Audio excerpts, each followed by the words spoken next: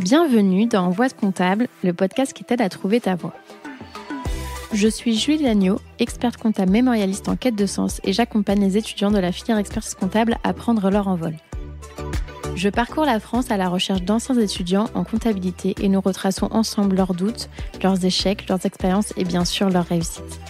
Aujourd'hui, ils sont experts comptables, commissaires aux comptes, DAF ou encore contrôleurs de gestion, parfois même professeurs ou entrepreneurs. À travers ces parcours inspirants, j'espère te montrer que non, en compta, il n'y a pas qu'une seule voie. Bonne écoute!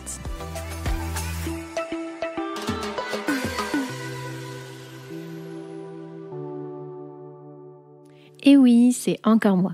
Juste un petit mot pour t'annoncer la grande nouvelle. J'ai écrit un livre aux éditions Vuibert qui s'appelle Réussir l'expertise comptable et qui condense mes 6 années d'expérience en tant qu'étudiante et jeune professionnelle du chiffre. Les 200 pages sont réparties en 3 grands thèmes qui sont l'état d'esprit pour se dépasser personnellement et professionnellement, les révisions pour décrocher ses diplômes et enfin la vie professionnelle pour trouver la voie qui te correspond. Il est déjà disponible en librairie, sur la Fnac, sur Amazon, en format physique ou digital, donc si ça t'intéresse, je te mets le lien dans la description de l'épisode. Et maintenant, je te laisse en très bonne compagnie avec l'invité du jour.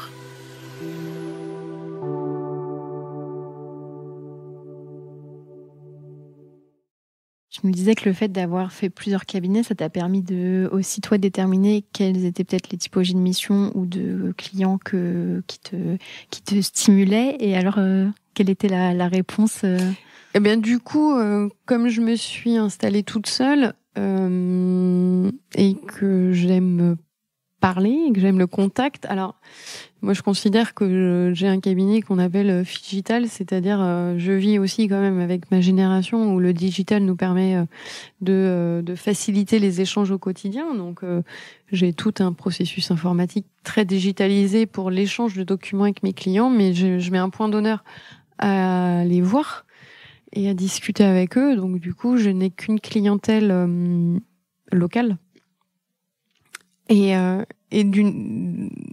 qui partagent des valeurs, parce que c'est assez important, simple. Moi, je suis toute seule, ils sont souvent tout seuls ou avec très peu de salariés. J'ai pas de grosses entreprises, et le but c'est d'essayer d'être disponible. Alors ça, c'était très bien au début quand j'avais que 3 clients, et c'est un peu plus difficile des fois aujourd'hui parce que je commence à en avoir un peu plus, donc c'est pas toujours évident, mais j'essaye en tout cas d'être proche d'eux, d'être joignable et de tout faire.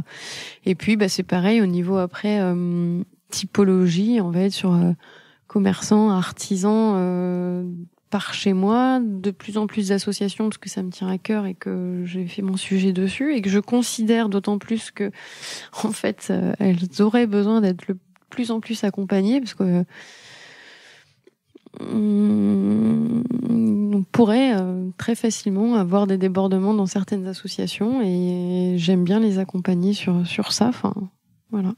Et du coup, en mission, je propose les missions de base de conseil et de gestion. Je fais un peu de juridique, mais de base. Et après, je me suis entourée de professionnels compétents dès qu'on rentre sur des sujets un peu plus particuliers. Parce que, faut être honnête, on peut pas tout savoir. Et je sais plus qui disait, mais que je sais pas si c'est un entrepreneur ou un philosophe, mais que c'est important de prendre aussi des clients avec qui on aurait envie de déjeuner. J'ai l'impression que ça rejoint un peu toi Ah oui, ça c'est sûr. Parce que t'as des clients qui te ressemblent au final. Oui, et puis on a aussi un métier où on les connaît bien, nos clients. Enfin, moi, mes clients, alors notamment quand je me suis installée, à part un client qui était déjà existant, les autres c'est que des créateurs. Donc quand on les rencontre, ils ont une idée, on les accompagne dans le projet, on étudie avec lui le statut juridique à choisir selon sa situation personnelle et on rentre dans l'intimité du client puisque on va lui demander s'il est marié, s'il a des enfants, s'il a été malade, et autres. Et du coup on les connaît bien. Puis alors moi je sais que personnellement j'ai beaucoup de feeling avec mes clients, on s'entend bien, même on se tutoie. Alors, certains pourraient penser que c'est pas bien. Moi, je sais que ça se fait assez naturellement. Et oui, donc du coup, oui.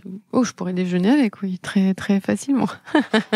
Et tu disais que peut-être au début de ta carrière ou pendant, pendant les années dans lesquelles t'as cheminé, le ex nihilo, tu trouvais que c'est un peu foufou. Donc pour les personnes qui nous écoutent, c'est le fait vraiment de créer à partir de zéro son cabinet. Et qu'est-ce qui a fait qu'à un moment ça a shifté et tu t'es dit en fait, je vais le Alors faire. déjà peut-être parce que j'ai mûri aussi, peut-être parce que je n'en avais pas beaucoup vu. Donc c'est comme tout, c'est selon les rencontres. Dans le cabinet où je venais de partir, j'avais remplacé quelqu'un qui avait créé. Donc en fait, il m'avait un peu parlé de ce qu'il avait fait. Donc je m'étais dit bah en fait ça a pas l'air inintéressant. Alors moi après la création ex nihilo, c'est pas qu'elle est pas voulue, c'est que je suis rentrée dans un cabinet dans lequel je suis devenue expert comptable et de nouveau un petit problème de feeling. On s'est pas entendu. Une franchise qui a pas été franche, alors je considère plus de l'autre côté que de la mienne d'ailleurs, et du coup des valeurs sur lesquelles je me reconnaissais pas, mais pas du tout. Et moi je l'ai dit parce que j'étais quand même responsable déontologique de 2 sites et on me demandait de faire des choses pour lesquelles j'étais pas totalement d'accord dans la façon de faire, donc j'ai dit que ça me gênait. Donc on m'a demandé de partir parce qu'on m'a dit en fait faut pas contester ce qu'on dit. Et du coup je me suis retrouvée du jour au lendemain sans cabinet, en me disant et là il y a une énorme interrogation en disant mais je suis diplômée, j'ai mon cabinet. Là je me suis pas retrouvée sur certaines valeurs. Alors c'était notamment en relation avec les clients. Alors comme pour moi c'est important. Donc je me suis dit si mes valeurs collent pas avec d'autres, peut-être qu'elles vont coller avec les miennes. Et donc je me suis interrogée, j'ai appelé beaucoup de confrères qui l'avaient fait pour savoir comment ils avaient fait, quelles réflexions ils avaient menées. Ce qui me faisait un petit peu peur, c'est d'être toute seule, parce que quand on est tout seul, on doit tout faire, puis surtout on peut pas tout savoir. Enfin, à un moment, moi ce que j'aimais en cabinet, c'est l'échange qu'on peut avoir si on a une problématique. Tu regardes ton collègue d'en face ou tu traverses le couloir, tu vas aller voir l'expert comptable en disant mais sur tel dossier, toi tu ferais comment?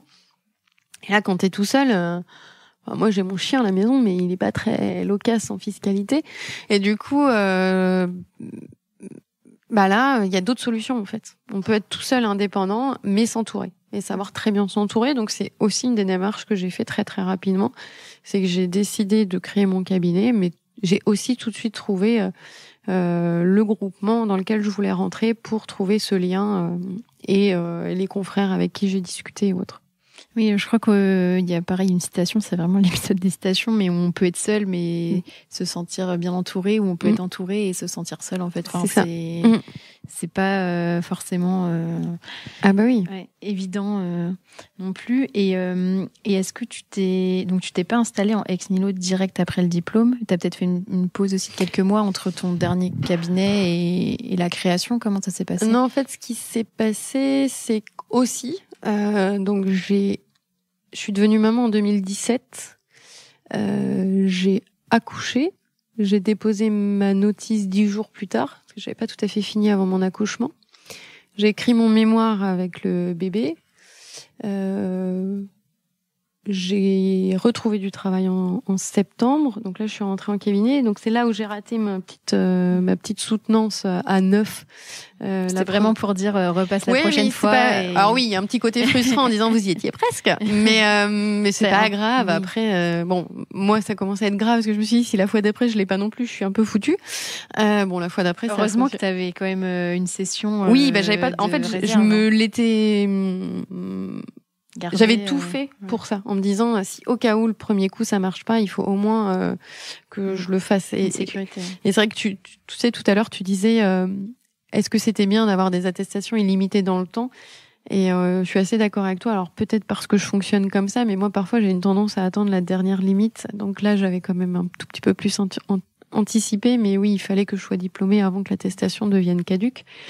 Et puis parce que j'étais prête et que j'en avais envie aussi et que j'avais trouvé le sujet. Enfin, tout allait bien. Ma vie perso était aussi bien. Enfin, parce que tout ça, c'est un ensemble. T'avais un peu tout en même temps. Du coup, t'avais et le bébé et le mémoire et le. Oui, mais du coup, le cabinet m'avait demandé de partir. Donc du coup, effectivement,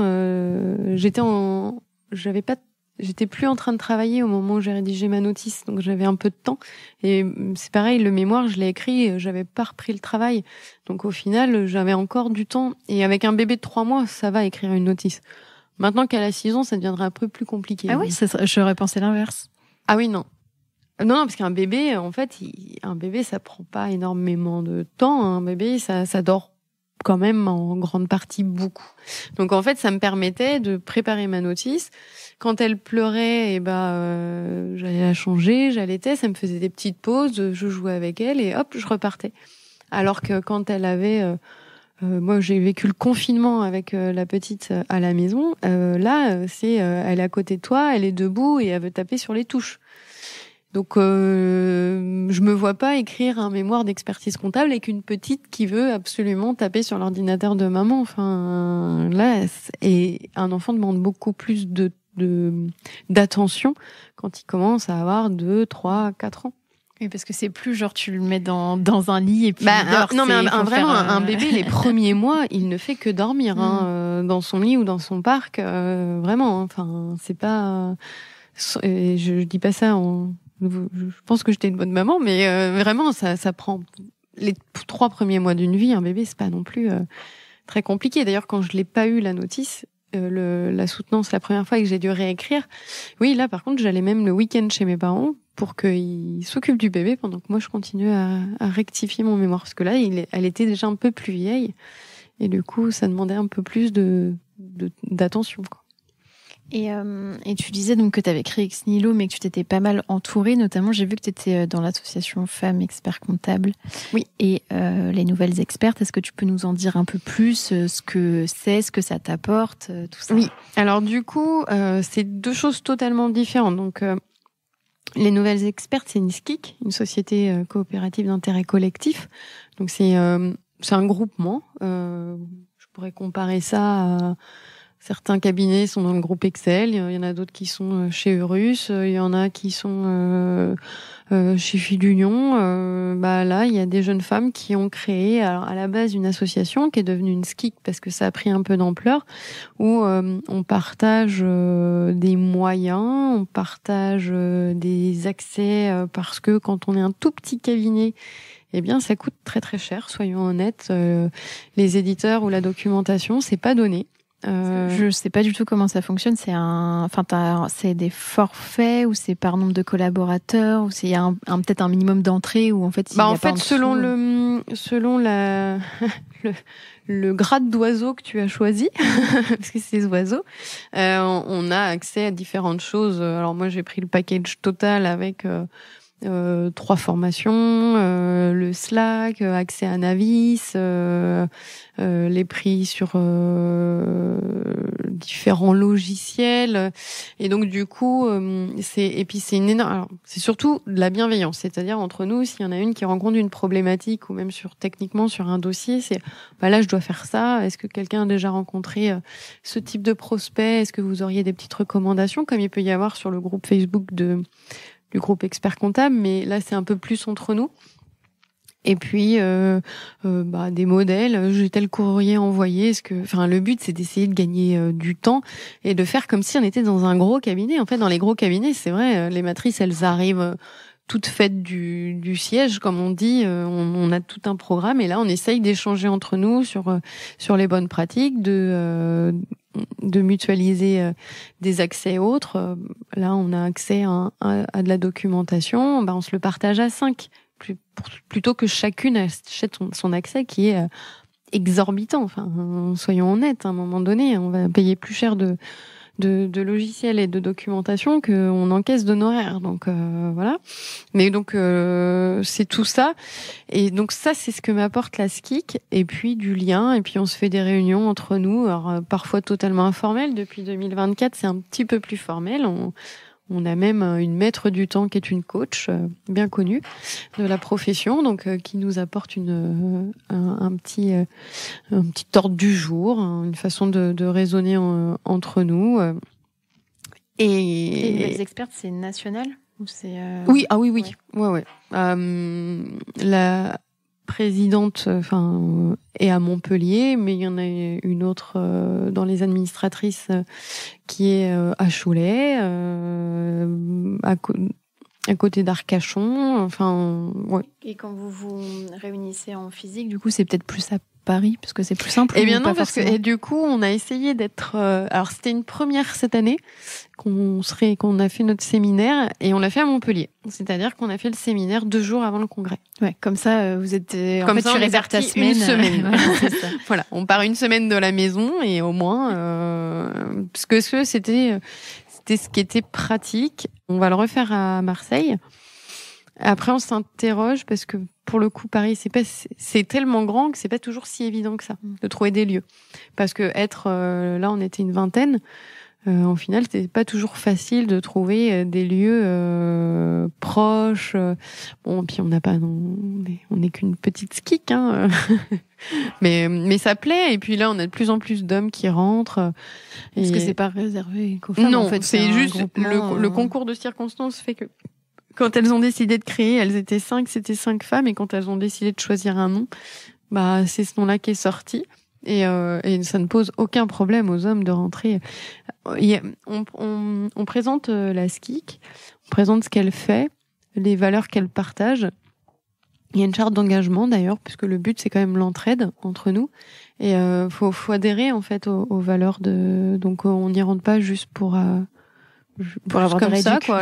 Ouais, voilà. Non, on peut le faire. Le CJEC existe pour ça. Hein. Il y a des vraies réductions. D'ailleurs, quand on adhère au CJEC, on nous demande pourquoi on adhère. Si c'est pour le réseau, si c'est pour les réductions, si c'est. Oui, je savais pas. Oui, faut mettre dans l'ordre d'importance du pourquoi, du comment.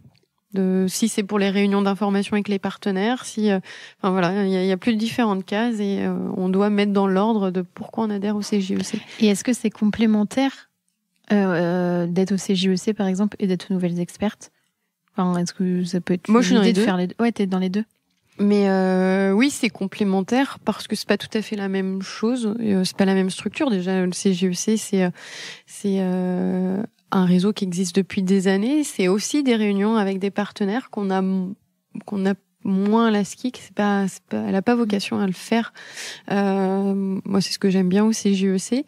Aussi pour ça, il y a un programme aussi fait de faire les estivales où le DEC installe. Enfin, il y a tout un processus quand même qui existe depuis des années, donc on n'y trouve pas la même.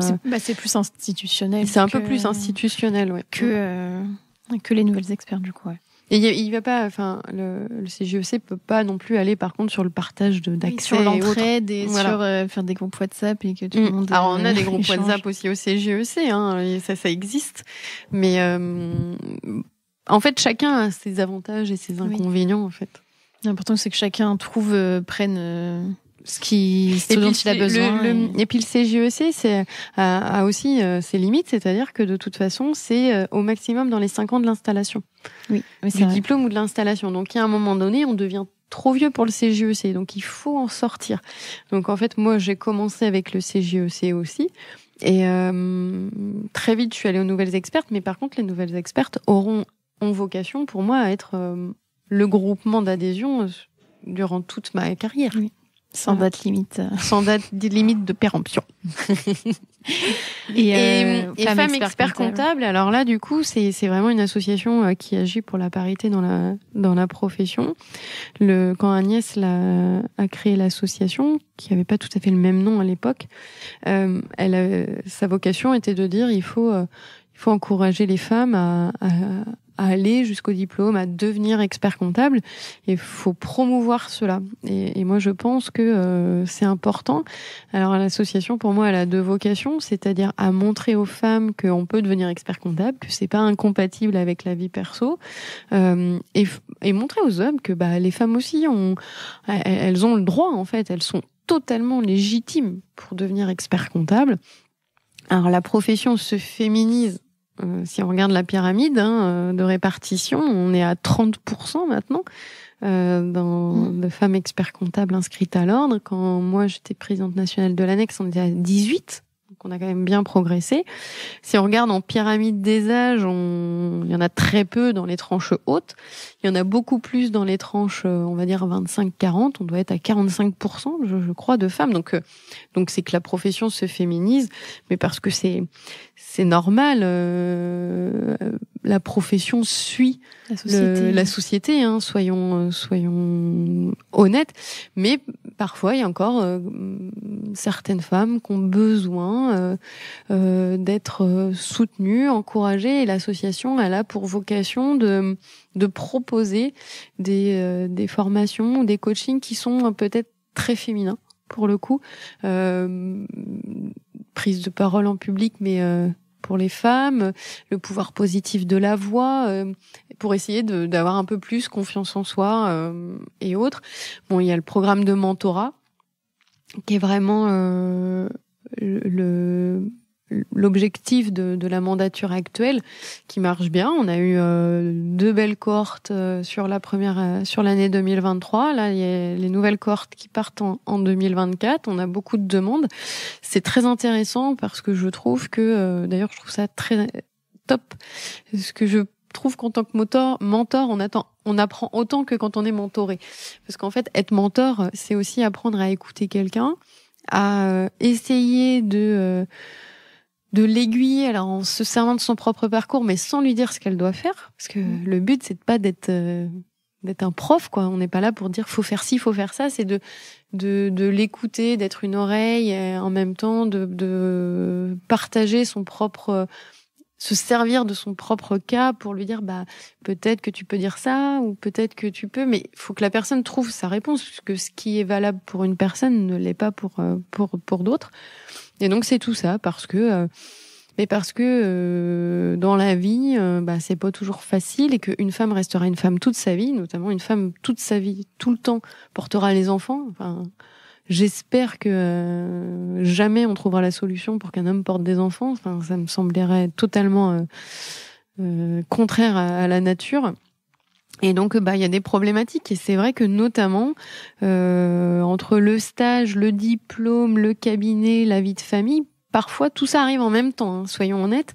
Et c'est pas toujours facile de tout concilier. Donc, il y a des personnes pour lesquelles ça fait peur. Il y en a d'autres qui ont besoin d'être soutenues. Donc, femme expert comptable, c'est ça. Et en fait, on n'est pas obligé d'être un homme. D'être une femme, pour adhérer. Justement, c'est de dire, c'est totalement ouvert aux hommes, parce que le but, c'est aussi de se dire, vous, messieurs, soutenez l'association dans le sens où oui, les femmes ont totalement leur place, et heureusement. Et en fait, on travaille tous super bien ensemble, quoi. Je crois d'ailleurs qu'il y avait peut-être une charte, qui avait été distribuée pour faire signer peut-être les CRO sur la parité, ou je sais plus, où les cabinets les encourageaient à s'engager sur la parité, il me semble. Je me rappelle plus. Enfin, je t'avoue. Il me semble que Françoise en avait parlé. Alors, j'étais pas encore administratrice de l'association. Moi, je suis devenue administratrice de Femmes Experts Comptables au moment du départ de Françoise. Donc, c'était juste avant. J'avoue que je maîtrise un petit peu moins bien. Mais c'est possible. Hein, Mais oui. Et après, la parité, je sais pas si c'est toujours bien quand elle est forcée. Enfin. Il faut aussi qu'elle se fasse un peu. Alors des fois, le fait de forcer permet aussi de faire sujet des quotas. Oui, voilà, des quotas. Alors parfois, ça permet aussi de bouger un peu les lignes, mais le but, c'est surtout. Moi, je trouve que la plus belle parité, c'est quand elle est voulue, et que c'est pas un choix par défaut. Je pense notamment aux élections dans les institutions et dans les CRO notamment. Parfois, les quotas peuvent être un blocage, parce que un CRO qui a plus de tant de pourcentage de femmes inscrites doivent présenter des listes à 50-50. Mais en fait, ce qui est peut-être, alors, c'est mon avis, hein, peut-être que les gens ne le partagent pas, mais si dans un CRO il y a, imaginons 38% de femmes, et que sur la liste il en faut 50, au final, c'est presque un peu déconnant, parce que du coup, c'est pas il faut aller vraiment rechercher des femmes, et on va peut-être. Alors, imaginons, s'il faut 30 personnes sur la liste, on va aller chercher des femmes un peu par défaut parce qu'il en faut. Alors, en plus, des fois, elles vont se retrouver en bas de liste, ce qui fait qu'elles vont même pas rentrer dans l'instance parce qu'il fallait qu'elles soient sur la liste et elles sont en bas. Alors que il y a peut-être des hommes qui auraient voulu venir et du coup on les met de côté parce qu'il y a ce quota. Moi je préférais que toutes les listes, s'il y a 38%, il faut 38%, enfin à peu près, ou autour. Après un ordre de grandeur. Un ordre, voilà, qu'on soit pas. Et puis en fait c'est qu'il faut de tout, mais c'est aussi dommage de mettre des normes. Oui, puis de perdre les compétences d'un homme qui serait motivé pour le faire, tout ça parce qu'il fallait absolument qu'il y ait une femme. Voilà. Et en plus, ça donne pas forcément une bonne image. Enfin, le fait de choisir une femme. Moi, je trouve que des fois, ça fait presque ce qu'on appelle la discrimination positive. Mais après, mais bon, ça c'est mon petit point de vue. Mais en même temps, les quotas ont aussi permis de faire bouger les choses. Parfois, ça a permis de se dire, oui, on y va. En fait, le fait de se sentir obligé, ça a ouvert des portes et les portes se sont jamais refermées, notamment parfois dans les conseils d'administration des grosses sociétés. Enfin, quand Agnès l'avait fait, c'était aussi ça. Mais la problématique, elle est partout pareille. Enfin, moi, je me rappelle d'une conversation qu'on avait eue avec Agnès et la préfète de La Réunion, où elle disait, d'être une femme, c'est pas toujours évident, mais il faut encourager vraiment et de dire mais en fait tout le monde est compétent, un homme, une femme, tout le monde est compétent et tout le monde peut faire plein de choses. Alors je pense que tout change, c'est vrai, enfin du temps de nos grands-parents, les messieurs travaillaient et pas les femmes. Maintenant toutes les femmes travaillent et tout le monde s'adapte. Il y a même des hommes aussi qui sont qui au prennent foyer, des congés, voilà, et des congés parentaux. donc ça évolue, mais ouais, c'est pas grave, ça va changer tranquillement. Mais c'est surtout, moi, le plus important, c'était de montrer aux femmes que tout le monde est compétent et que on est parfois un peu plus sensible, par exemple. Donc, autant travailler sur ça, sur la confiance en soi. Parfois, ça va être la confiance en soi qui manque. Et par rapport à ton cabinet, tu es toute seule aujourd'hui. Est-ce que tu as pour projet de rester seule? Est-ce que tu voudrais embaucher? Comment tu vois un peu les choses? Oui. Non, mon objectif était pas de rester toute seule parce que malgré tout, je considère que, mais ça c'est moi, que c'est pas facile de tout faire et que quand on fait trop de production, et parfois on manque de recul sur la partie conseil et du coup j'aimerais embaucher, mais je vais être très honnête, j'aurais peut-être dû le faire en septembre parce que là j'avoue que c'est un peu compliqué, mais j'étais pas prête parce que c'est quelle typologie de qui sera mon premier salarié. C'est un risque. Enfin, le premier salarié, c'est. Je crois que c'est le plus dur. Ouais. Faut être prêt. Un apprenti, pas un apprenti. Mais s'il me plante au bout de 3 mois, je suis mal. Enfin voilà. Donc j'étais pas prête, je crois, en septembre. Enfin voilà. Psychologiquement parlant. Donc maintenant que j'ai décidé, donc faut que j'étudie. Par contre la question. Quelle typologie de salariés j'ai besoin? Est-ce que j'ai vraiment besoin aussi d'un collaborateur comptable? Parce qu'avec les mutations futures, est-ce que une assistante administrative ou un assistant, pardon, ça se trouve pour être très compétent. Enfin, voilà. C'est pour ça. Là, je suis dans ma phase où et puis moi parce que j'aime bien transmettre. En fait, j'adore ça. J'avais donné des cours il y a quelques années, même très longtemps. Donc finalement, tu as réussi à conjuguer le côté expert comptable et prof. Ouais. Et donc du coup, parce que j'aime le côté transmission. Enfin, moi, je sais que dans les cabinets plus structurés où j'ai travaillé, c'est souvent moi d'ailleurs qui avait les stagiaires ou les contrats pro. Parce que et notamment, je me rappelle toujours quand ils me disaient mais là Sarah, faut passer comment l'écriture? Au lieu de leur dire tu passes tel compte en débit, tel compte au crédit. Non, alors c'est comme ça parce que, et notamment c'était comment on passe l'écriture de stock. Et du coup, j'avais fait toute une démonstration pour qu'elle le comprenne, parce qu'en fait, si elle le comprend pas, elle va me poser la question à chaque fois qu'elle va vouloir passer l'écriture. Donc, et ça, j'aime le côté transmission, le fait d'encourager les jeunes à avancer. Alors maintenant, je donne pas de cours parce que l'occasion s'est pas représentée. Enfin, si l'occasion s'est présentée, mais c'est pas toujours facile de tout faire. Donc je corrige toujours mes copies là. Du DCG, j'ai fait les deux. Voilà. Après là oui, c'est vrai que j'étais fâchée parce que on n'est pas toujours bien aiguillé, que le temps qui nous est accordé est ridicule. Vraiment. Et pour, je m'en rappelle plus exactement. Tu peux nous redire un peu. Du coup, en fait, on reçoit, déjà, on reçoit la convocation. Là, par exemple, je me rappelle pour le DSCG, j'ai reçu le courrier, je crois, le 30 octobre, comme quoi j'étais membre ou le 23 octobre, membre du jury pour des débuts de correction le 9 novembre. En ligne, on a 15 jours pour corriger. Et accessoirement, on a du travail à côté. Donc moi, j'avais 2 lots, donc c'est-à-dire 70 copies à corriger. C'est énorme.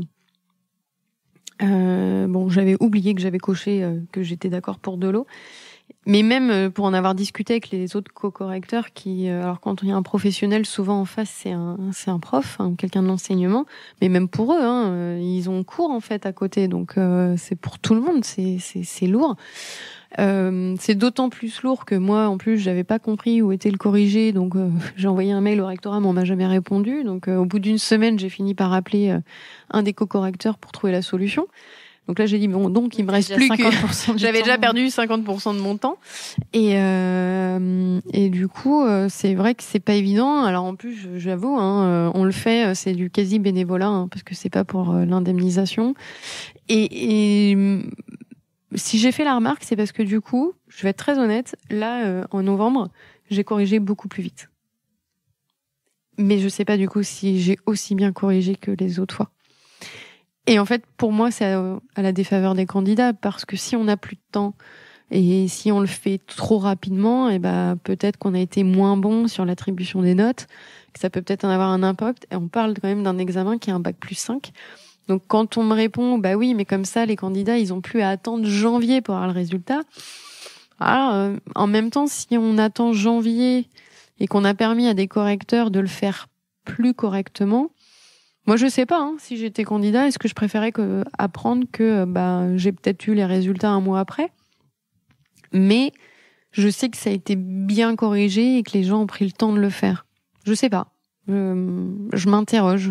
Du coup, pour moi, on est moins qualitatif. Moi, j'avoue, il y a des fois, avant, dans le temps, je me rappelle de mes tableaux Excel et tout. Avant, on le faisait en papier.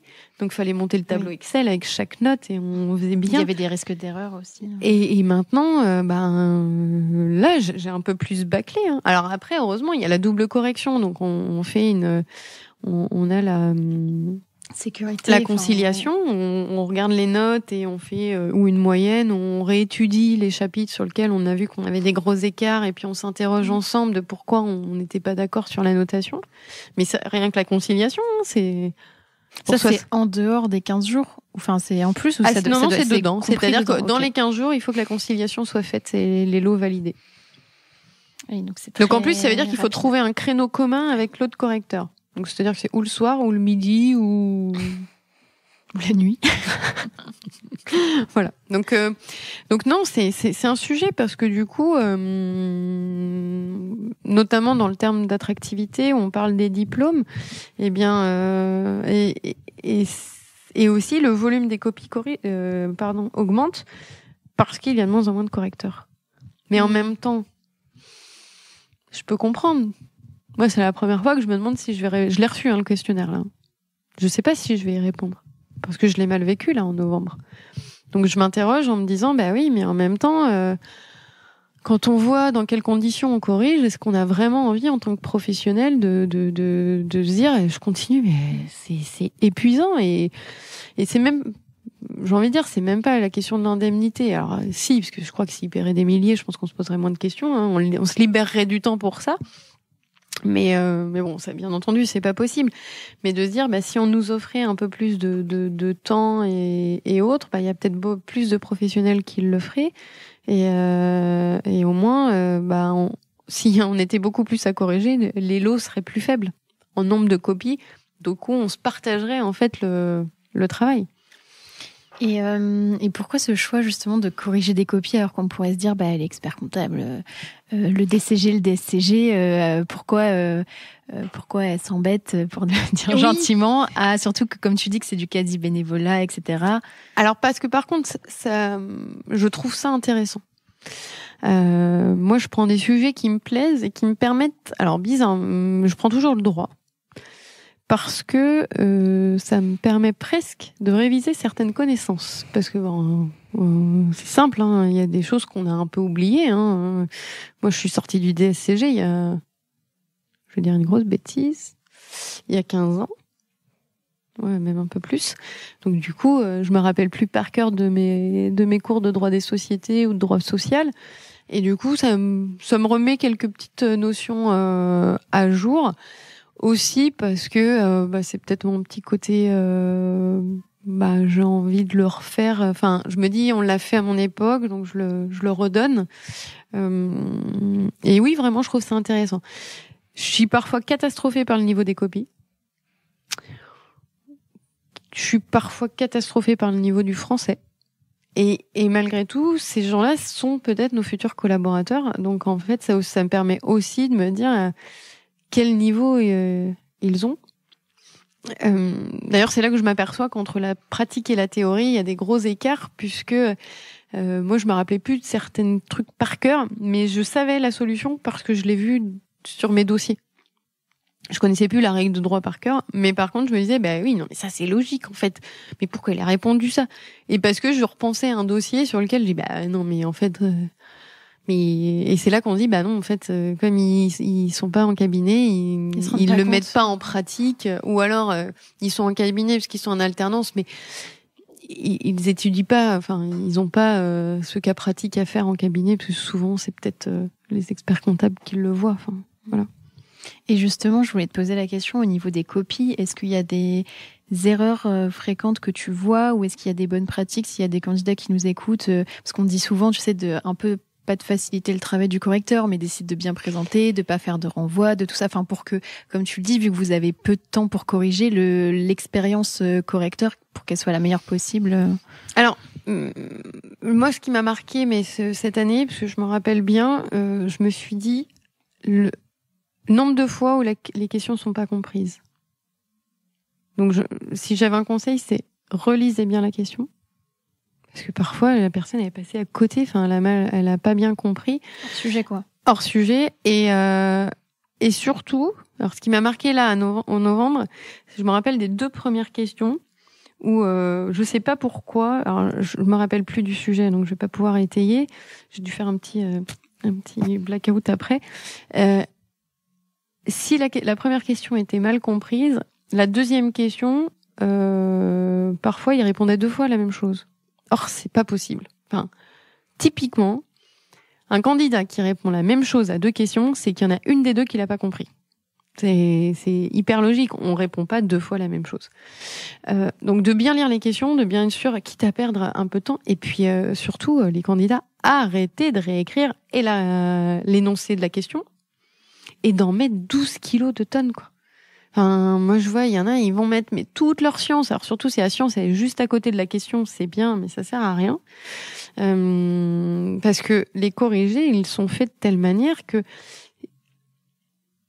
c'est plutôt notamment en droit, hein, là, c'est le droit que je corrigeais. Ça va être plutôt les mots de droit qui vont être choisis. Un peu de l'idée, mais ça sert à rien de réécrire. Moi, je vois quand la question, quand le corrigé fait 4 lignes et que le candidat en a écrit 20, c'est qu'il a voulu et Jean tartine. Bon, t'as toujours pas répondu à la question. Et c'est ça. Venons-en au fait. Et souvent, alors en droit aussi, c'est ça. C'est qu'à un moment, quand il pose une question, si c'est Monsieur X de la société a-t-il le droit, doit-il recourir à un commissaire aux comptes? La question, c'est doit-il? Donc, si on met la règle de droit, mais qu'à la fin, on n'a pas répondu à oui, il doit ou non, il doit pas, il y a toujours 0, 5 ou 1 juste sur le fait de répondre à la question. Moi, j'ai des candidats, je voyais, ils exposent, ils répondent pas. Alors, on le comprend qu'ils voulaient le dire, mais ou pas d'ailleurs, mais répondez aux questions. Enfin, et donc, du coup, c'est lisez bien les questions, lisez bien les annexes, parce que si on vous met une annexe, alors parfois, dans les annexes, des petits pièges, hein, faut pas tout prendre de l'annexe non plus. Donc, faut peut-être prendre le temps, oui. Et si possible, de bien écrire aussi, parce qu'on corrige sur écran, sur ordinateur. Il y a pas une histoire aussi avec le blanco, je crois, il faut plus utiliser les blancos. Ouais, après, on n'a pas tous la même opinion là-dessus, parce que, alors, un truc tout bête, mais quelqu'un qui écrit très très très très mal, si en plus on n'a pas trop le temps et qu'il faut s'amuser à déchiffrer chaque lettre, c'est pas drôle. Hein. Donc en fait, à un moment donné, on va perdre. Enfin, moi, ça m'est arrivé sur certaines copies de dire, mais je suis pas là pour passer 1 heure sur chaque ligne pour comprendre la phrase qui a voulu être dite, quoi. Et ça me fait penser ce que tu dis sur le fait un peu d'aller au bout des choses, enfin de terminer en fait, de donner la réponse. Ça me fait penser en fait, c'est comme quand un client te pose une question. Mais en fait, si tu lui dis bon bah voilà ce que dit la documentation, bah d'accord. Oui, d'accord. Mais moi alors du coup je fais quoi? Eh ben c'est tout à fait ça. C'est si un client nous dit bon alors je veux embaucher tel salarié, est-ce que c'est possible? Bah et qu'on lui dit alors en droit du travail ça. Et et alors je le fais ou je le fais pas? Enfin voilà, c'est exactement ça. Et c'est vrai qu'on le pratique, qu'on le fait. Alors c'est là où on voit la différence entre un étudiant et dans le professionnel. Si moi j'envoie une règle de droit à un client, il va me dire oui. Et du coup j'en fais quoi? Je le fais. Donc non, aller au bout des choses. Donc vraiment bien essayer de comprendre la question, parce que des fois il y a un petit mot dedans, il y a un petit truc. Doit-il? Peut-il, c'est pas la même chose. Oui. Enfin, des petites nuances. Non mais t'as raison. Il y a des petits mots. Après, on est tous passés à côté des fois d'une question. On se dit oh mince, c'était ça, j'avais mal lu ou j'ai lu trop vite. Donc voilà. Et concrètement, vu que t'es toute seule pour le moment, ça ressemble à quoi ton quotidien? Est-ce qu'il est différent en période fiscale et hors période fiscale? Alors non, moi il est tout le temps pareil. Enfin tout le temps pareil, parce que alors. Comme en plus j'ai créé tous mes clients, je me suis débrouillée pour qu'il n'y en ait aucun au 31 décembre. Alors j'en ai quand même, hein, parce qu'il y en a toujours un peu. Ça c'est vrai que c'est une technique, je sais pas si, je pense qu'il y a des cabinets qui font un peu c'est de changer les dates de clôture pour un peu homogénéiser. Non, alors moi c'est même pas pour pas avoir de... Alors j'en ai un des 31 décembre, mais c'est parce que j'essaie, enfin notamment quand je faisais les créations, on trouve une date où l'exercice comptable et fiscal, pour le coup, correspond plus à une saisonnalité dans son activité. J'ai un caviste, je me voyais pas lui faire une clôture au 31 décembre parce que le pauvre, je pense que... Alors, sauf s'il a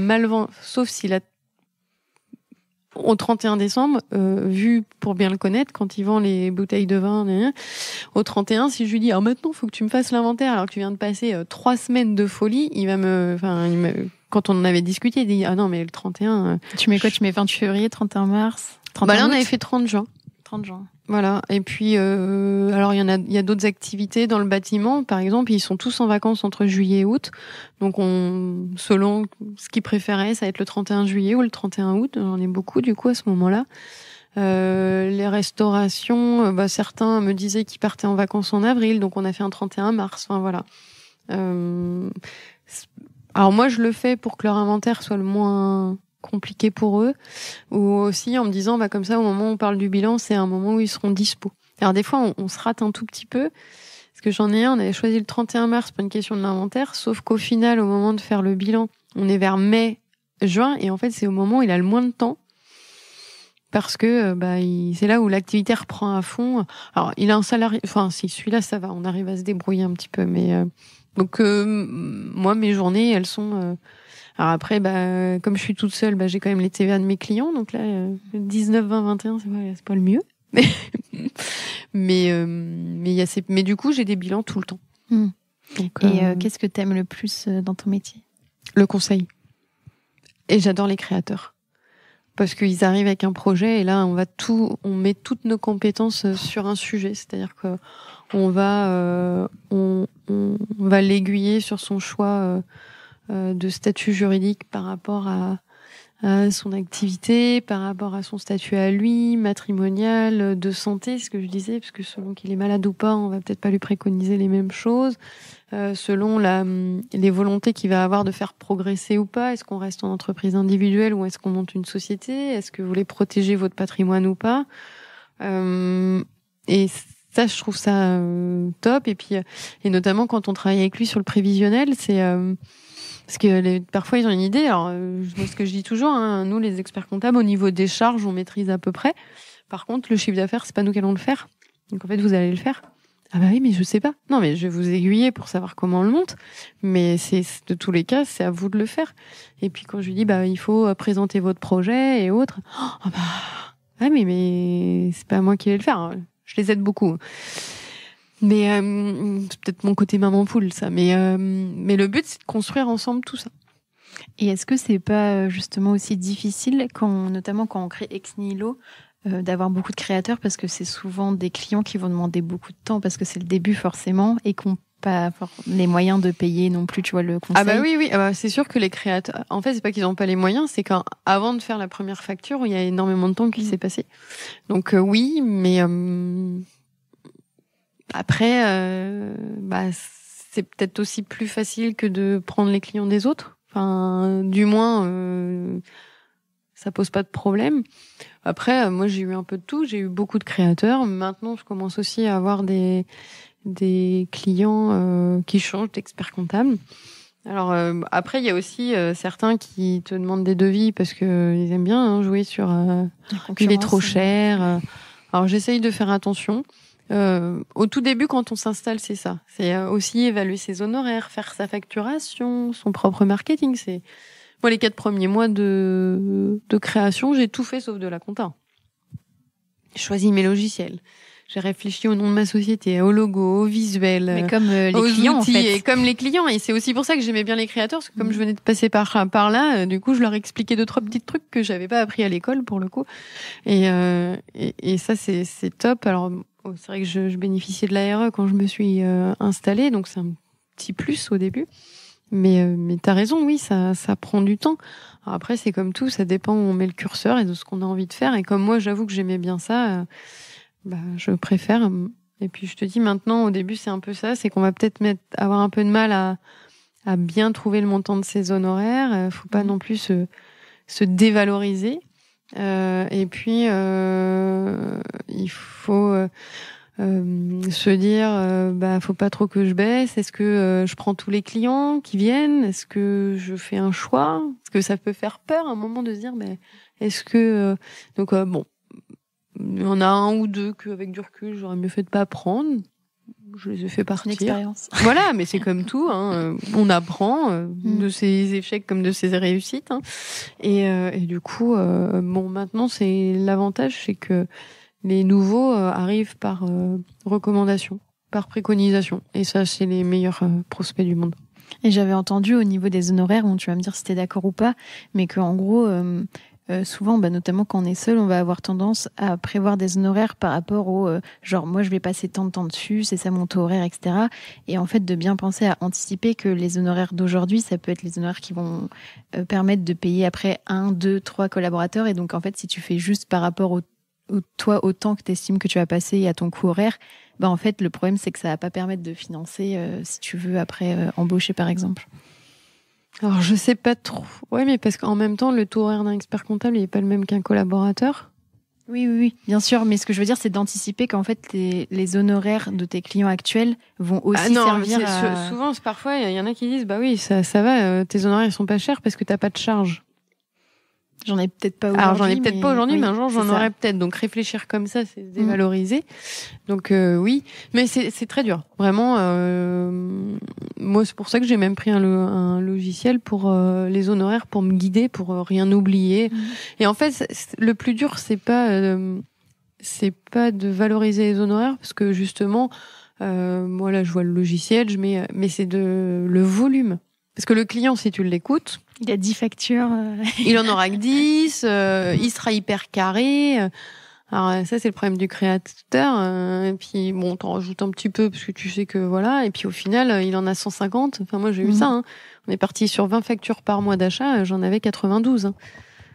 On va revoir les honoraires parce que là, du coup, tout de suite, on recadre. Bon, moi, je suis assez franche avec mes clients. Donc, je dis, il y a une base. S'il y en a moins, je pourrais revoir aussi à la baisse. S'il y en a plus, je saurais vous le dire. Donc, je considère que je le fais sur un système de confiance. Et on est parti sur une base. Et si ça marche pas, on évolue. Et dans les deux sens. Et je le fais. Dans l'autre sens, je le fais. Et ils l'ont aussi retenu. Et du coup, ils sont contents. Et en plus, ce que je trouve compliqué aussi dans les honoraires, c'est que tu peux avoir un côté aussi...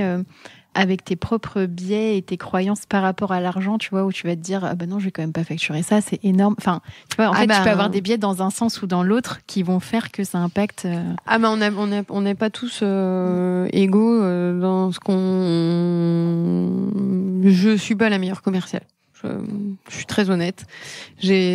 Alors moi j'ai un côté hyper associatif, donc j'ai toujours envie d'aider tout le monde en disant ah bah ouais, mais si je lui facture ça alors qu'il vient de commencer, enfin. Bon, ouais, des fois je suis trop gentille. Pas simple. Mais c'est pareil, du coup on apprend. Je me suis fait avoir sur un ou deux trucs, bon bah j'ai appris à être moins gentille. J'ai rajouté des clauses dans mes lettres de mission aussi. Par exemple, quand j'offre 2-3 trucs aux créateurs, c'est sous condition maintenant.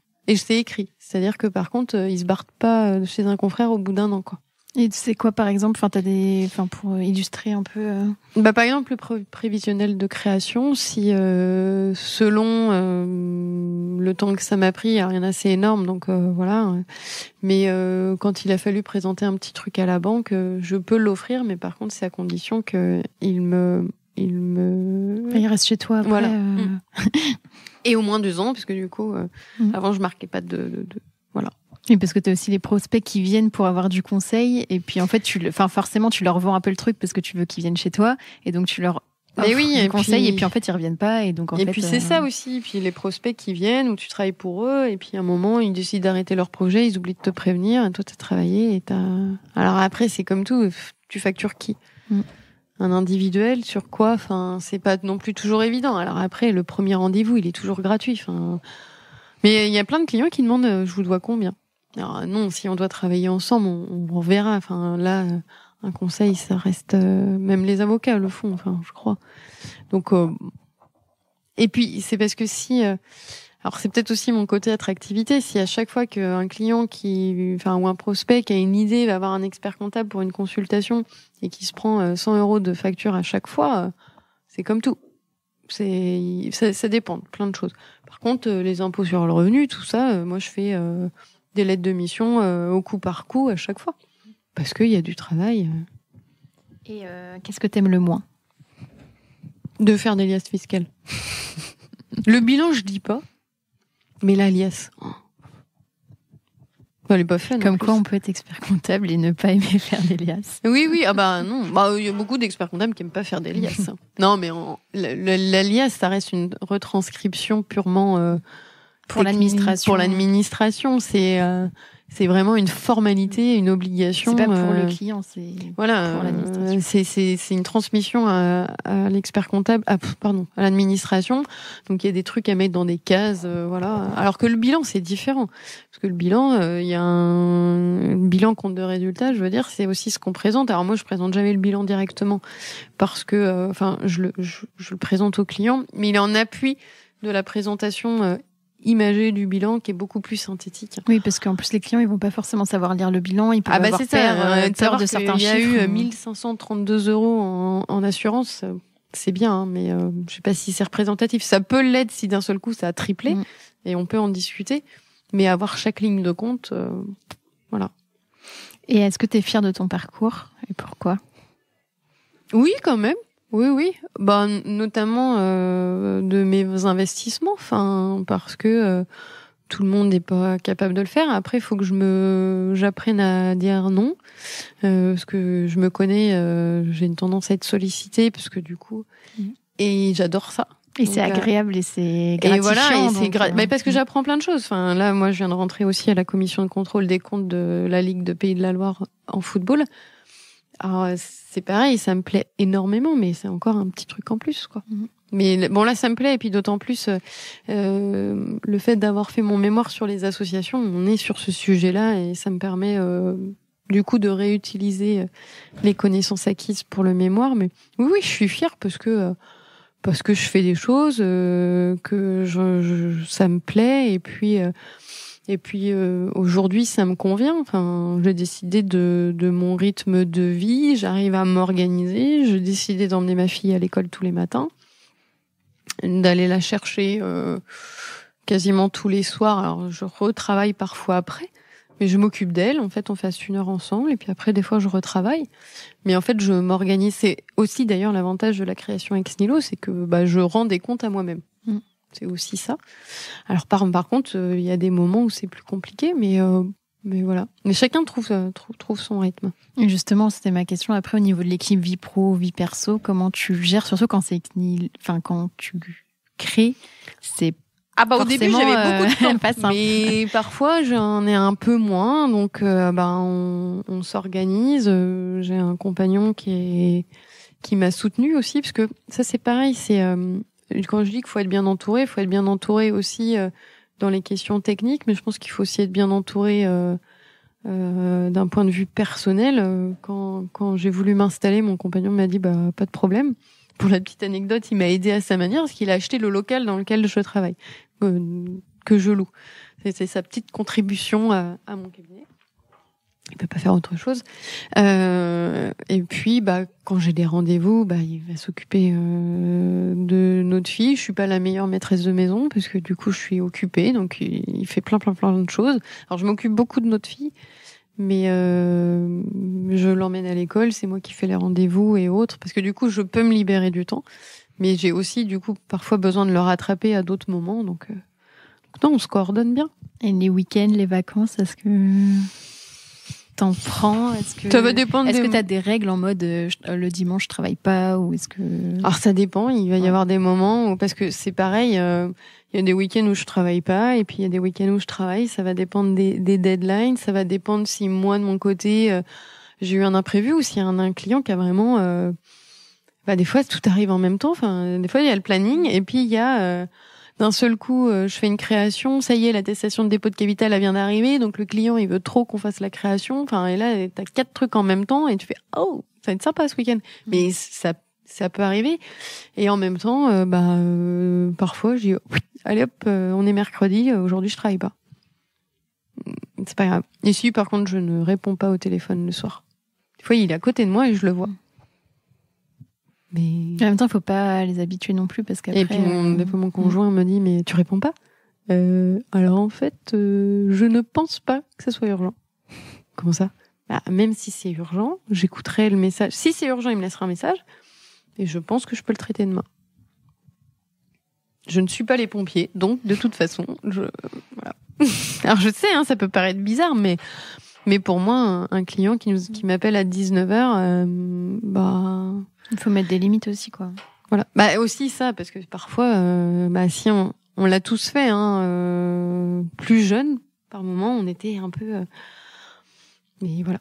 Je dis en plaisantant, je pense qu'il est pas en train de mourir. Et si c'était le cas, de toute façon, c'est pas moi qu'il faut qu'il appelle. Il faut qu'il appelle les pompiers. Mais c'est vrai. Voilà. Et quels sont tes futurs projets? Qu'est-ce qu'on peut te souhaiter, aussi bien, je sais pas, perso que pro? Du coup, de réaffiner l'organisation du cabinet et de trouver encore mes marques, parce que c'est comme tout, on tâtonne, de réussir à passer le cap de cette première embauche, et puis de continuer à m'éclater. Voilà. Et c'était à refaire, est-ce qu'il y a des choses que tu ferais différemment? Alors peut-être là quand j'étais présidente de l'annexe et qu'on avait gardé pour l'organisation à 2, si j'avais su que ça se passait comme ça, oui, je pense qu'on aurait fait. Et tu serais peut-être restée là-bas. Voilà, peut-être. Tu aurais une vie totalement différente. Oui, c'est fort possible. Mais tu sais, avec des si, on ferait le monde. Donc c'est pas grave. Et pour la dernière question, si tu avais un conseil à donner à la Sarah qui a 20 ans, donc elle doit être en DECF, qu'est-ce que tu lui dirais?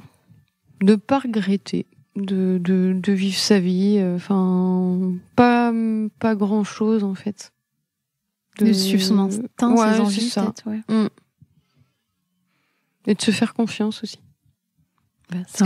Et surtout, ce qui est un truc que j'ai pas dit, moi je dois...